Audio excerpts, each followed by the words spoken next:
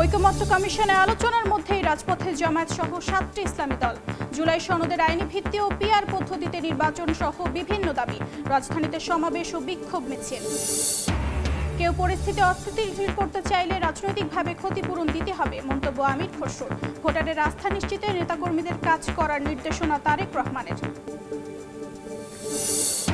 সংসদীয় আসনের সীমানা নির্ধারণ নিয়ে আদালতের সিদ্ধান্তে আস্থা রাখতে চায় ইসি। আন্দোলন ভাঙচুর অনাকাঙ্ক্ষিত বললেন সিনিয়র সচিব। 70% নির্বাচন সামগ্রী কেনা শেষ। জুলাই হত্যাযজ্ঞের দায়ে ট্রাইব্যুনালে শেখ হাসিনা কামালের কঠোর শাস্তি দাবি নাহিদ ইসলামের।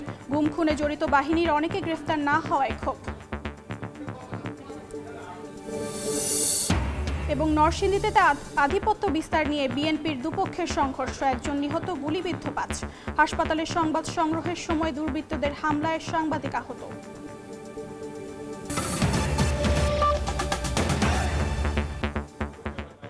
সময় সংবাদের সঙ্গে আছি আমি অর্জিতা শেহসিন। এই মুহূর্তে বায়তুল মোকাররমের উত্তর গেটে কথা বলছেন ইসলামী আন্দোলনের আমির সৈয়দ রেজাউল করিম। সরাসরি যাচ্ছি সেখানে। তাহলে সেই পার্লামেন্টের অবস্থাটা কি হবে? সেটা তো দুর্বল পার্লামেন্ট। যদি কোয়ালিশন সরকার গঠন করতে হয়, সে পার্লামেন্ট তো দুর্বলই হয়। তাই বর্তমান পরিস্থিতিতে পদ্ধতিতেও তো দুর্বল পার্লামেন্ট হওয়া সম্ভব। আর পিআর সিস্টেমে নির্বাচন দিতে বিএনপির আপত্তি থাকারই কথা না, কারণ তাদের একজন উঁচু পর্যায়ের বক্তা বক্তব্য দিয়েছেন, উঁচু পর্যায়ের নেতা বক্তব্য দিয়েছেন যে 90% ভোট তাদের। যদি 90% ভোট তাদের হয়, তাহলে তারা আসন পাবে 270-এর উপরে। বাস, তার তো এককভাবে সরকার গঠন করতে পারছে। সমস্যা কোথায়? বরং আজ ঝামেলা মুক্ত সরকার গঠন করতে পারবে। পিআরসিসি নির্বাচনের ব্যাপারে তো খোদ বিএনপি বক্তব্য দিয়েছেন। কি বলছেন? তিনি জাতীয় সংসদ গঠন করবেন, জাতীয় সরকার গঠন করবেন। তা জাতীয় সরকারটা কিভাবে হবে আমাকে বলুন। সবাই সম্মিলিত যে সরকার হয়, সেই সরকারটাই তো জাতীয় সরকার হয় না, একক সরকারকে জাতীয় সরকার বলা হয়। তাই যেহেতু সবাই সম্মিলিত সরকারকে জাতীয় সরকার বলা হয়, আর পিআর পদ্ধতিতে তো সমস্ত দলে, সমস্ত মতে, সমস্ত আদর্শের মানুষগুলো সংসদে যাবে। কাজে সেহেতু বিএনপির বক্তব্য অনুযায়ী তো পিআর সিস্টেমের নির্বাচনের প্রয়োজন। পিআর সিস্টেম নির্বাচনের সবচেয়ে বড় ফায়দাটা কি? পেশিস তৈরি হবে না, কালো টাকা সরাসরি হবে না, পেশির শক্তি ব্যবহার করতে পারবে না, ভোট ছিনতাই হবে না, কারোর ভোট বিফলে যাবে না, পচবে না। সব দলীয়, সব আদর্শের, সব মানুষের সংসদ হবে, যেখানে থাকবে মুসলমানদের প্রতিনিধি, হিন্দুদের প্রতিনিধি, খ্রিস্টানদের প্রতিনিধি, সেখানে থাকবে ডান বাম সমস্ত প্রতিনিধিরা সেখানে থাকবে। রাস্তায় আন্দোলন করতে হবে না, আমাদের আলোচনা হবে সংসদের মধ্যে। রাস্তায় চিল্লাচিল্লির কোনো প্রয়োজন নেই। আজকে অনেকেই বলতেছেন যে অমুকের নেতৃত্বে আজকে যুগপৎ আন্দোলন। আমি ওই সমস্ত পত্রিকার সাংবাদিক বন্ধুদেরকে বলবো, সাংবাদিকতা শিখেন। যুগপৎ আন্দোলন প্রত্যেকের জায়গা থেকে করে, কারণ নেতৃত্ব করে না। মানে ইসলামী আন্দোলন বাংলাদেশে প্রথম এই পিআর সিস্টেমে নির্বাচনের দাবি তুলছে। কাজী আমি সাংবাদিক বন্ধুদেরকে বলবো, লিখবেন, বলবেন, তারিখ আমার যেন ঠিক থাকে। পিআর সিস্টেমে নির্বাচন দিতে হবে, এই জাতির দাবি। যদি আপনারা মনে করেন যে ঐক্যমত্য কমিশনে আপনার সিদ্ধান্ত বুঝতে না পারেন, সহজ কথা, আপনারা গণভোট দেন, রেফারেন্ডাম দেন। যদি জনগণ পিআর সিস্টেম নির্বাচনের পক্ষে থাকে, তাহলে আমরা অবশ্যই দাবি করতে পারি। আর যদি জনগণ পিআর সিস্টেম নির্বাচন না চায়, তাহলে আমরা দাবি করব না। অন্তর্বর্তী সরকারকে বলবো, অবশ্যই আপনি রেফারেন্ডাম দেন, গণভোট দেন। যদি জনগণ ডিসাইড করে যে আমরা পিআর সিস্টেম নির্বাচন চাই, তাহলে অবশ্যই আপনাকে পিআর সিস্টেম নির্বাচন দিতে হবে ইনশাআল্লাহ। যদি আপনি কোনো অবস্থা দিয়ে আগেই বলেছেন বক্তাগণ, উপরের ইঙ্গিত, যদি উপরের ইঙ্গিতে আপনি পিআর সিস্টেম নির্বাচন দিতে গড়িমসি করেন, তাহলে জনগণ ঐক্যবদ্ধ ভাবে আপনাকে বাধ্য করবে পিআর সিস্টেম নির্বাচন দেওয়ার জন্য। এতক্ষণ আমরা সরাসরি যুক্ত ছিলাম বায়তুল মোকাররমে। নির্বাচন সামনে রেখে পরিস্থিতি অস্থিতিশীল করতে চাইলে রাজনৈতিকভাবে ক্ষতিপূরণ দিতে হবে বলে মন্তব্য করেছেন বিএনপির স্থায়ী কমিটির সদস্য আমির খসরু মাহমুদ চৌধুরী। দুপুরে রাজধানীর মহানগর আবাসিক এলাকায় গণ অধিকার পরিষদের সভাপতি নুরুল হক নূরের শারীরিক অবস্থার খোঁজ নিতে তার বাসায় যান বিএনপি নেতা। পরে গণমাধ্যমকে আমির খসরু জানান, আলোচনার টেবিলে সব বিষয়ে ঐকমত্য হওয়ার কথা নয়। আস্থা থাকলে রাজনৈতিক দলগুলোর নিজস্ব ভাবনা নিয়ে জনগণের কাছে যেতে হবে বলে মন্তব্য করেন তিনি। বিএনপি রাজনীতিতে স্থিতিশীলতা চায় জানিয়ে আমির খসরু বলেন, নির্বাচিত সরকারের অনুপস্থিতিতে যে জবাবদিহিতা থাকে না, নূরের ওপর হামলার ঘটনার সেটাই প্রমাণ।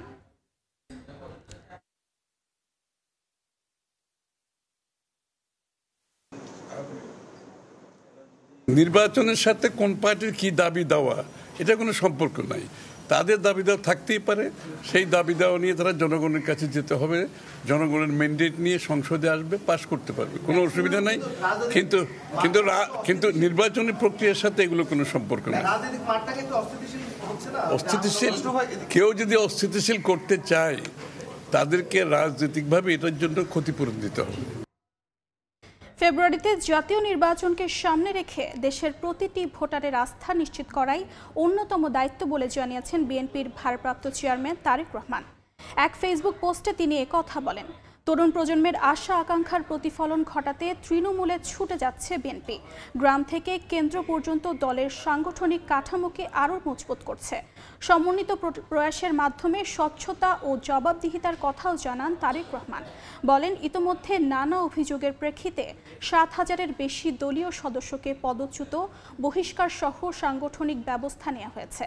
শৃঙ্খলা কোনো দুর্বলতা নয়, বরং সেটি বিএনপির শক্তি বলেও জানান তিনি।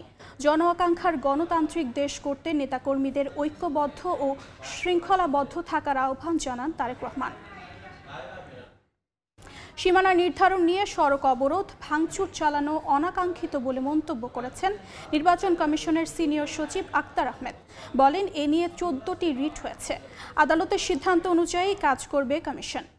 দুপুরে ত্রয়োদশ জাতীয় সংসদ নির্বাচনের সার্বিক প্রস্তুতি নিয়ে সংবাদ সম্মেলনে সচিব জানান, ইতোমধ্যে নির্বাচন সামগ্রী কেনাকাটার 70% কাজ শেষ। চলতি মাসেই সব কেনাকাটা শেষ হবে। নির্বাচনের প্রস্তুতি পুরোদমে চলছে উল্লেখ করে সচিব জানান, প্রবাসীদের ভোট দেওয়ার জন্য রেজিস্ট্রেশন করতে একটি পোস্টাল ভোট বিডি নামে অ্যাপস তৈরি করা হয়েছে। নতুন 22টি রাজনৈতিক দল নিবন্ধনের বিষয়ে সিইসি কমিশন সভায় চূড়ান্ত সিদ্ধান্ত নেবেন বলেও জানান তিনি। আগামী 22 সেপ্টেম্বর ইইউ প্রাক নির্বাচন পর্যবেক্ষক টিম ইসিতে আসবে বলে জানান সিনিয়র ইসি সচিব।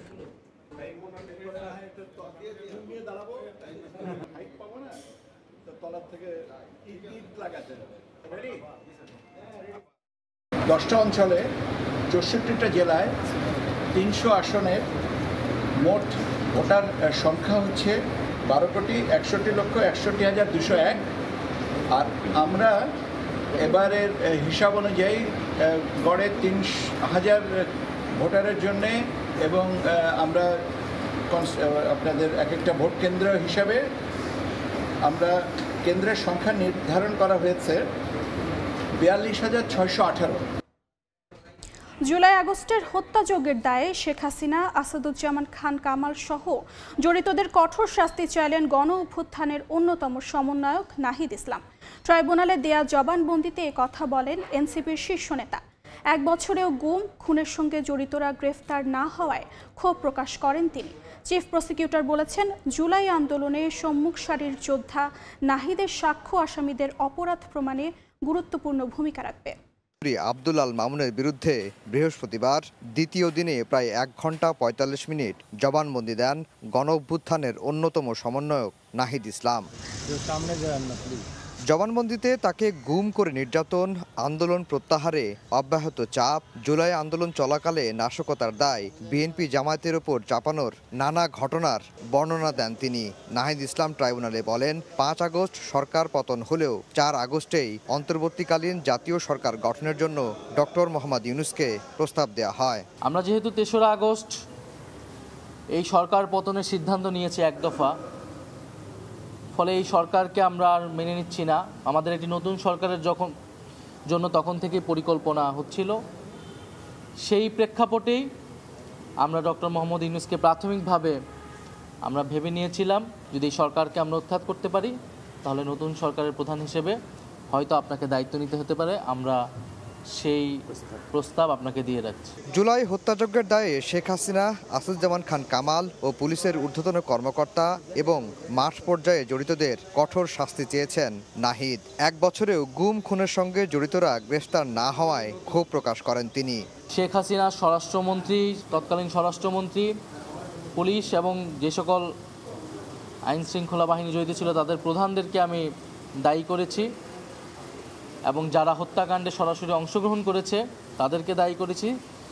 তাদের বিচার এবং কঠোর শাস্তি আমি আদালতের কাছ থেকে প্রত্যাশা করেছি। গুমের ঘটনায় এবং যারা অভ্যুত্থানে রামপুরা, বাড্ডাসহ বিভিন্ন জায়গায় যে সকল সেনা কর্মকর্তা, অফিসাররা গুলি চালিয়েছে তাদেরকে কেন গ্রেফতার করা হচ্ছে না এই বিষয়ে আমার সন্দেহ রয়েছে।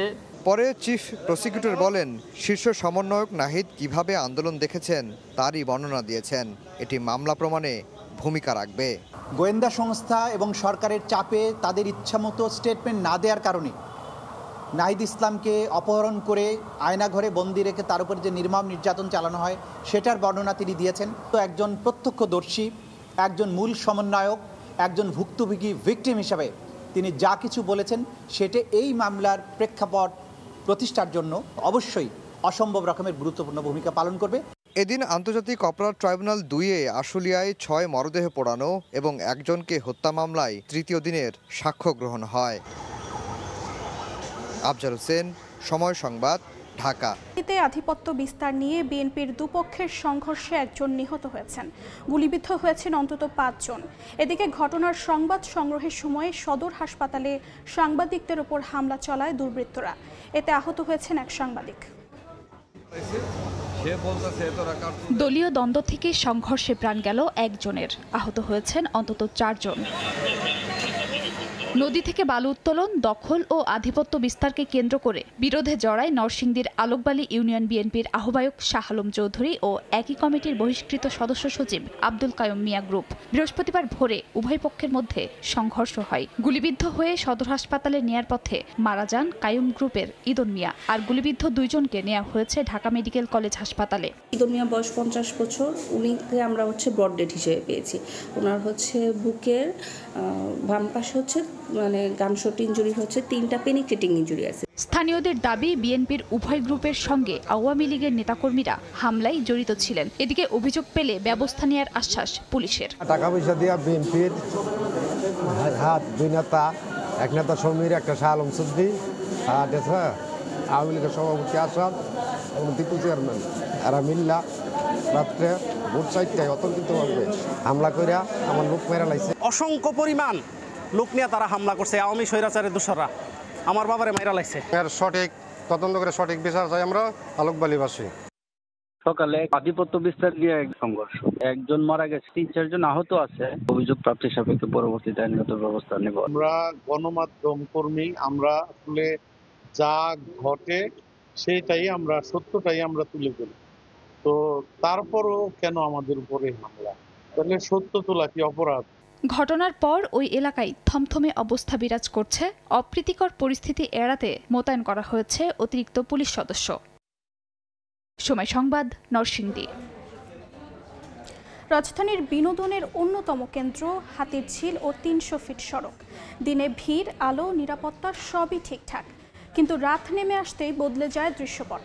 অন্ধকার আর ফাঁকা রাস্তায় সুযোগ নেয় ছিনতাইকারীরা। আইন শৃঙ্খলা বাহিনীর টহল থাকলেও কোনো তা উপেক্ষা করে চলে নানা অপরাধ। স্বপন আহমেদের রিপোর্টে বিস্তারিত।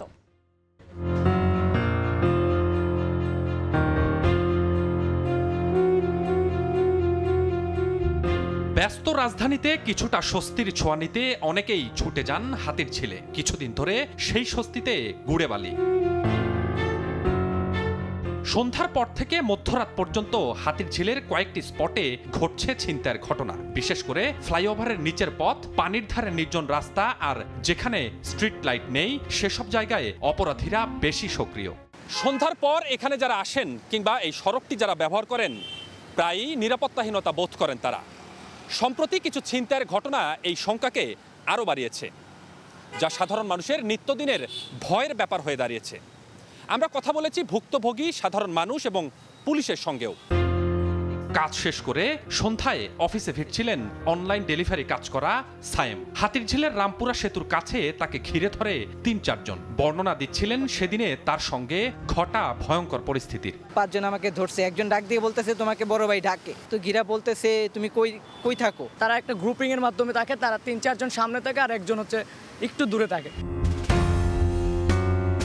একই অবস্থা পূর্বাচলের ৩০০ ফিট সড়কেও। এখানেও নিয়মিতই ঘটছে ছিনতাই, ডাকাতি আর হত্যার মতো ঘটনা। পুলিশ টহল থাকলেও সুযোগ বুঝে কাজ শেষ করে সটকে পড়ছে অপরাধীরা। সম্প্রতি এক মোটরসাইকেল রাইডারও তাদের শিকারে পরিণত হন। পুলিশের তথ্য বলছে জানুয়ারি থেকে আগস্ট পর্যন্ত 8 মাসে হাতিরঝিলে ছিনতাইয়ের ঘটনায় অভিযোগ পড়েছে মাত্র 7টি, আর ৩০০ ফিটে ছিনতাইয়ের ঘটনায় খিলক্ষেত থানায় অভিযোগ পড়েছে মাত্র 4টি। তবে সাধারণ মানুষের ধারণা আরও অনেক ঘটনার আনুষ্ঠানিক অভিযোগ করেন না অনেকেই। মহানগর পুলিশের এই কর্মকর্তা বলছেন জোরদার করা হয়েছে পুলিশ টহল। অপরাধী ধরপাকড় ও টহল বাড়ানোয় আগের চেয়ে ছিনতাইয়ের ঘটনা কমেছে বলেও দাবি তার।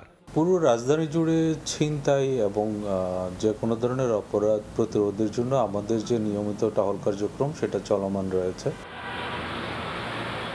রাজধানীর এই অন্যতম বিনোদন কেন্দ্রগুলোতে এমন অপরাধের ঝুঁকি শুধু সাধারণ মানুষেরই নয়, বরং পুরো শহরেরই নিরাপত্তা ব্যবস্থারও বড় একটি চ্যালেঞ্জ। নিয়মিত পুলিশি টহল, সড়কগুলোতে সিসি ক্যামেরা এবং সড়কের বাতিগুলো যদি দ্রুত মেরামত করা না হয়, তাহলে রাতের এই অপরাধ কর্মকাণ্ড কোনোভাবেই কমবে না, এমনটি মনে করছেন সাধারণ মানুষ। স্বপন আহমেদ, সময় সংবাদ, ঢাকা। রাকসু নির্বাচন ঘিরে প্রার্থীদের প্রচারণায় মুখর রাজশাহী বিশ্ববিদ্যালয়। এদিকে চাকসু নির্বাচনের মনোনয়নপত্র জমার শেষ দিন আজ। এই মুহূর্তে রাজশাহী বিশ্ববিদ্যালয়ে আছেন সাইফুর রহমান রকি এবং চট্টগ্রাম বিশ্ববিদ্যালয়ে আছেন নিগার মেহরিন রিনি।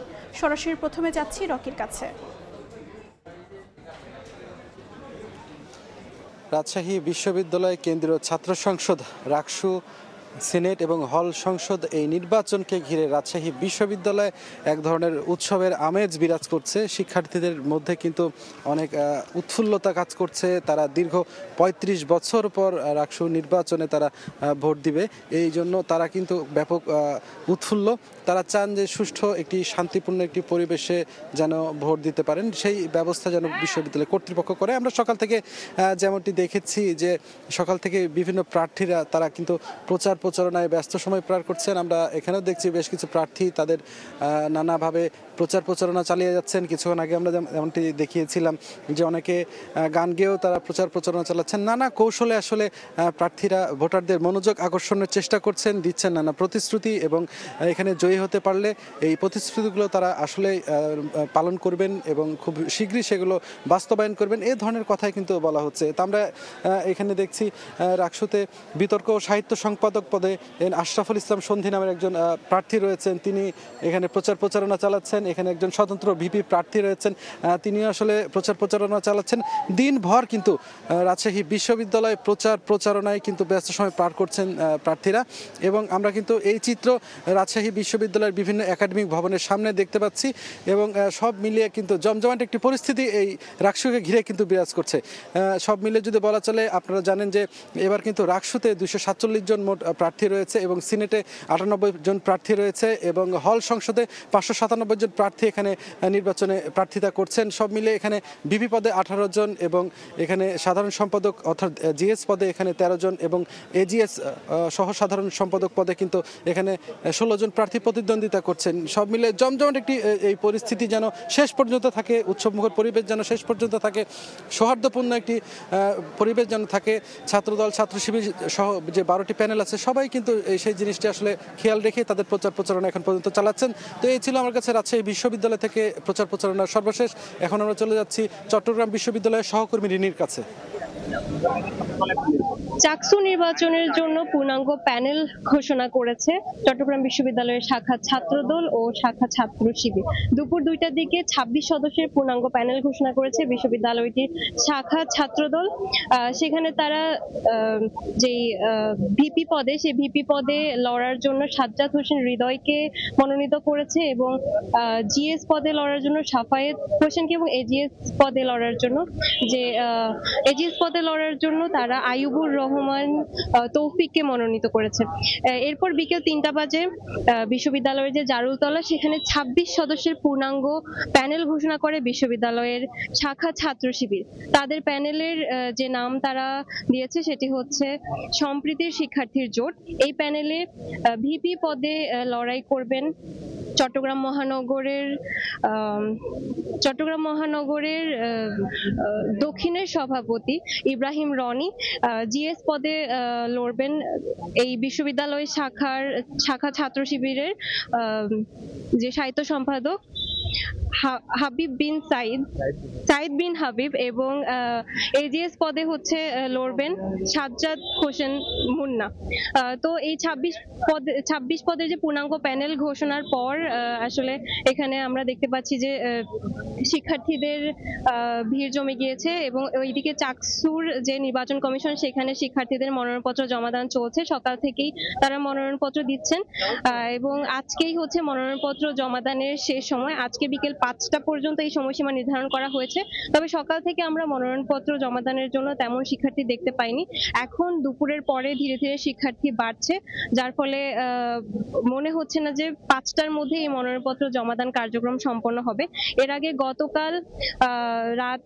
গতকাল সন্ধ্যা 6টা পর্যন্ত মনোনয়নপত্র বিতরণের যে কার্যক্রম সেটি সম্পন্ন হয়েছিল এবং এখন পর্যন্ত শিক্ষার্থীরা মনোনয়নপত্র জমাদান কার্যক্রম চালাচ্ছে। আগামী 21 সেপ্টেম্বর যে প্রাথমিক প্রার্থী তালিকা সেটি প্রকাশিত হবে এবং 25 সেপ্টেম্বর প্রার্থীদের যে চূড়ান্ত তালিকা সেটি প্রকাশিত হবে। চট্টগ্রাম বিশ্ববিদ্যালয় থেকে এটি ছিল আমার কাছে সর্বশেষ। এতক্ষণ আমরা সরাসরি যুক্ত ছিলাম চট্টগ্রাম বিশ্ববিদ্যালয়, এর আগে ছিলাম রাজশাহী বিশ্ববিদ্যালয়ে।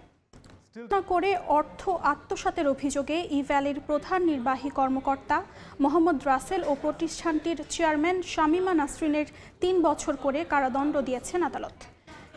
দুপুরে ঢাকা মেট্রোপলিটন ম্যাজিস্ট্রেট মনিরুল ইসলাম রায় ঘোষণা করেন।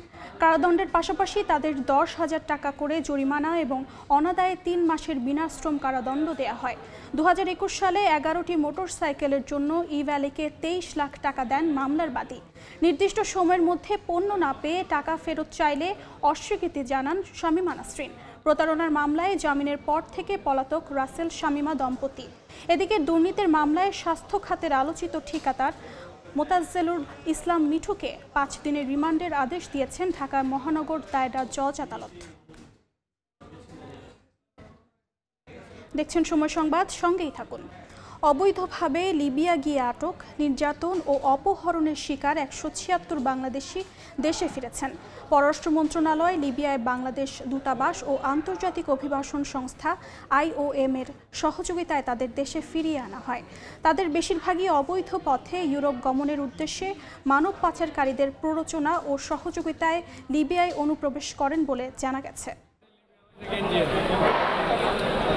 দীর্ঘ প্রতীক্ষার অবসান, অবশেষে লিবিয়ার ডিটেনশন সেন্টার থেকে মুক্তি পেয়ে দেশে ফিরলেন 176 বাংলাদেশি। বৃহস্পতিবার সকাল 10:30টায় হযরত শাহজালাল আন্তর্জাতিক বিমানবন্দরে অবতরণ করে তাদের বহনকারী বিশেষ ফ্লাইট।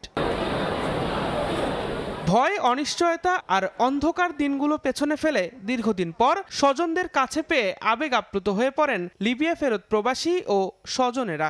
12 লক্ষ টাকা দিয়েছিলাম, আমাদের সাথে কন্ট্রাক্ট ছিল 22 লক্ষ টাকা। ধরা খাওয়ার পরে আমি টাকা দিতে পারি নাই। লিবিয়ার বিভিন্ন ডিটেনশন সেন্টারের নির্মম নির্যাতনের কথাও তুলে ধরেন তারা। জেলে ভাই খাওয়ান দেয় না, আরও বাঙালি আছে, এক অবস্থা অনেক খারাপ। এরা 27 মাস ধরে জেল খাটতে আছে, এরা আইতে পারে নাই। একটা রুমের ভিতরে প্রায় 500-600 লোক রাখে ওরা। সঠিক আমি তো কথা বলতে পারি না, আজকে 3 মাস ধরে 20 লক্ষ টাকা খরচ করে এখন ধরা খেয়ে আইলাম। এর আগে লিবিয়ার রাজধানী ত্রিপলিতে এই 176 প্রবাসীকে বিদায় জানাতে আসেন বাংলাদেশ দূতাবাসের রাষ্ট্রদূত মেজর জেনারেল আবুল হাসনাত মোহাম্মদ খায়রুল বাশার। কথা বলেন আটকে পড়া বাংলাদেশিদের প্রত্যাবাসন নিয়ে। দিন মোহাম্মদ সাব্বির, সময় সংবাদ, ঢাকা। মালয়েশিয়ায় পাঠানোর প্রলোভনে টেকনাফে পাহাড়ের আস্তানায় আটকে রেখে মুক্তিপণ আদায়। অভিযান চালিয়ে 11 ভুক্তভোগীকে উদ্ধার করেছে বিজিবি। মানব পাচারে জড়িত অভিযোগে আটক করা হয়েছে 12 জনকে। এই চক্রকে ঠেকাতে সব বাহিনীর সমন্বয়ে ব্যবস্থা নেওয়া হবে বলে জানিয়েছে বিজিবি। মোহাম্মদ ফারাজের ক্যামেরায় বিস্তারিত জানাচ্ছেন সুজাউদ্দিন রুবেল। কক্সবাজারের মেরিন ড্রাইভ, এক পাশে সাগর, অন্য পাশে পাহাড়ের অবস্থান। এই সুযোগকে কাজে লাগিয়ে আবারও সক্রিয় হয়ে উঠেছে মানব পাচারকারী চক্রের কয়েকটি গ্রুপ। চক্রটি উচ্চ বেতনের চাকরির প্রলোভনে বাংলাদেশ ও রোহিঙ্গা জনগোষ্ঠীর লোকজনকে মালয়েশিয়ায় পাচার করছে। বিজিবি জানায়, স্থানীয় কিছু প্রভাবশালী ব্যক্তির ছত্রছায়ায় বেশ কয়েকটি সংঘবদ্ধ চক্র মিয়ানমার থেকে বাংলাদেশ এবং বাংলাদেশ হতে মিয়ানমার হয়ে মালয়েশিয়া পর্যন্ত মানব পাচার ও মাদক পাচারের সঙ্গে জড়িত। এই সংঘবদ্ধ চক্রটি শাখা প্রশাখায় ও দলে দলে বিভক্ত হয়ে মানব পাচারে কাজ করছে। মূলত মিয়ানমারে বন্দি রেখে আদায় করছে মোটা অঙ্কের মুক্তিপণ। বেশিরভাগকেই আসলে মায়ানমারে বিক্রি করে দেওয়া হয় এবং তাদেরকে কাছ থেকে একটা বড় অঙ্কের টাকা নেয়ার পরে তাদের প্রয়োজন ফুরিয়ে যায়। মালয়েশিয়া থেকে মূলত এই মানব পাচারের চক্রগুলো পরিচালনা করছে। এরই মধ্যে বিজিবি গত রোববার সাগরপথে মিয়ানমারের 100 নাগরিককে পাচারের সময় প্রতিহত করে এবং মানব পাচারকারী চক্রের 4 সদস্যকে আটক করে। এরপর বুধবার মেরিন ড্রাইভ সংলগ্ন কচ্ছপিয়া এবং বড়ইতলি এলাকা থেকে মানব পাচারকারী চক্রের 8 জনকে আটকের পাশাপাশি উদ্ধার করা হয় 11 জনকে। তারপরে টিয়া বসে আনা তো শুনে হলো মালয়েশিয়ার পৌঁছানোর পরে টিয়া লেগে এরপরে নারারা ঠান্ডা নদী গত বাইরের দিয়ে নদী তালামারি রাখে। গত 8 মাসে কক্সবাজারের টেকনাফ থেকে মানব পাচারকারী চক্রের 62 জন সদস্যকে আটক করেছে বিজিবি। সুজাউদ্দিন রুবেল, সময় সংবাদ, কক্সবাজার। সময় সংবাদ। কলকাতার বাজারে উঠতে শুরু করেছে বাংলাদেশের ইলিশ। সকালে শহরের সবচেয়ে বড় মাছের বাজার হাওড়া ফিশ মার্কেটের আড়ত থেকে পাইকারি বিক্রি শুরু হয়। দুপুরের মধ্যেই ইলিশ পৌঁছে যায় কলকাতা ও শহরতলির বাজারে। বিস্তারিত জানাচ্ছে সুব্রত আচার্য, ছবি তুলেছেন বিশ্বজিৎ দাস। এভাবেই হাওড়া ফিশ মার্কেটে শ্রমিকরা কাঁধে করে পদ্মার ইলিশ ভর্তি কার্টুন নিয়ে যাচ্ছেন আড়তে। বাজারে প্রথম চালান পৌঁছানোর খবরে উৎসুক ক্রেতাদের ভিড়ও চোখে পড়ার মতো। প্রতি বছর দুর্গাপুজোর আগে পশ্চিমবঙ্গ ও ত্রিপুরায় ইলিশের চাহিদা তুঙ্গে পৌঁছায়। স্থানীয় যোগান সেই চাহিদা মেটাতে ব্যর্থ হওয়ায় ভারতের ব্যবসায়ীদের প্রতিবেশী বাংলাদেশ সরকারের দ্বারস্থ হতে হয়। তবে এবার নির্ধারিত সময়ের চেয়ে দেরিতে চালান ঢোকার কারণে ব্যবসায়ীরা মনে করছেন পূজার বাজারে তারা প্রত্যাশিত মুনাফা পাবেন না। এই বাংলাদেশ ঢুকেছে, খুব আনন্দ পেয়েছি, এই জন্য ছুটে এসেছি। এসে দেখছে অতিরিক্ত দাম, অনেক লেটে ঘুরতেছে আর দাম भी অনেক ज़्यादा হচ্ছে। ডিমান্ড সব সময় বাংলাদেশ ইলিশের আছে, কিন্তু যদি রেটটা হাই হয় তাহলে তো একটা শ্রেণীর লোকেরাই মাছ খেতে পারে, সবাই তো আর খেতে পায় না। এবছর বাংলাদেশের অন্তর্বর্তীকালীন সরকার ভারতীয় ব্যবসায়ীদের জন্য 1200 টন ইলিশ রপ্তানির অনুমতি দিয়েছে। বুধবার রাতে পেট্রাপোল সীমান্ত দিয়ে 10টি ট্রাকে 35 টন ইলিশ ঢোকে ভারতে। বৃহস্পতিবার সেই চালান পৌঁছেছে হাওড়ার আড়তগুলিতে। আগামী 5 অক্টোবর পর্যন্ত চলবে ইলিশের এই আমদানি। সুব্রত আচার্য, সময় সংবাদ, কলকাতা। সময় সংবাদ। এশিয়া কাপে বাংলাদেশের সুপার 4 খেলার ভাগ্য নির্ধারণ হবে আজ রাত 8:30টায় আবুধাবিতে মুখোমুখি হবে শ্রীলঙ্কা ও আফগানিস্তান। গ্রুপ পর্বের 3 ম্যাচের 2টিতে জিতেও স্বস্তিতে নেই বাংলাদেশ, যার মূল কারণ রান রেট। বর্তমান পয়েন্টে টেবিলের 2য় স্থানে আছে লিটনের দল। শ্রীলঙ্কা আফগানিস্তান ম্যাচের ওপর নির্ভর করছে বাংলাদেশের সুপার 4 ভাগ্য। গুরুত্বপূর্ণ এই ম্যাচে ছাড় দিতে চাইবে না কোনো দলই। তবে অপেক্ষাকৃত সুবিধাজনক অবস্থানে আছে লঙ্কানরা। হেরে গেলেও তাদের সুযোগ থাকবে সুপার 4 কোয়ালিফাই করা। আর লঙ্কানদের বিপক্ষে আফগানিস্তান ছোট ব্যবধানে জিতলে টুর্নামেন্ট থেকে ছিটকে যাবে বাংলাদেশ। তবে শ্রীলঙ্কা জিতলে বাংলাদেশ কোয়ালিফাই করবে সুপার 4। তাই ম্যাচটার দিকে তাকিয়ে থাকতে হচ্ছে লিটনের দলকে।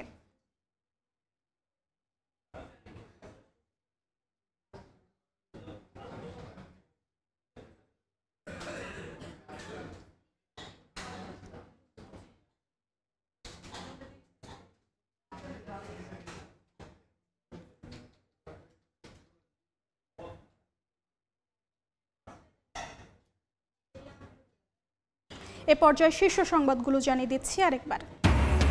ঐক্যমত্য কমিশনে আলোচনার মধ্যেই রাজপথে জামায়াত সহ 7টি ইসলামী দল।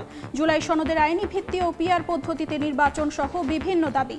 রাজধানীতে সমাবেশ ও বিক্ষোভ মিছিল। কেউ পরিস্থিতি অস্থিতিশীল করতে চাইলে রাজনৈতিকভাবে ক্ষতিপূরণ দিতে হবে, মন্তব্য আমির খসরুর। ভোটারের আস্থা নিশ্চিতে নেতাকর্মীদের কাজ করার নির্দেশনা তারেক রহমানের। এবং সংসদীয় আসনের সীমানা নির্ধারণ নিয়ে আদালতের সিদ্ধান্তে আস্থা রাখতে চায় ইসি। আন্দোলন ভাঙচুর অনাকাঙ্ক্ষিত বললেন সিনিয়র সচিব। 70% নির্বাচন সামগ্রী কেনা শেষ।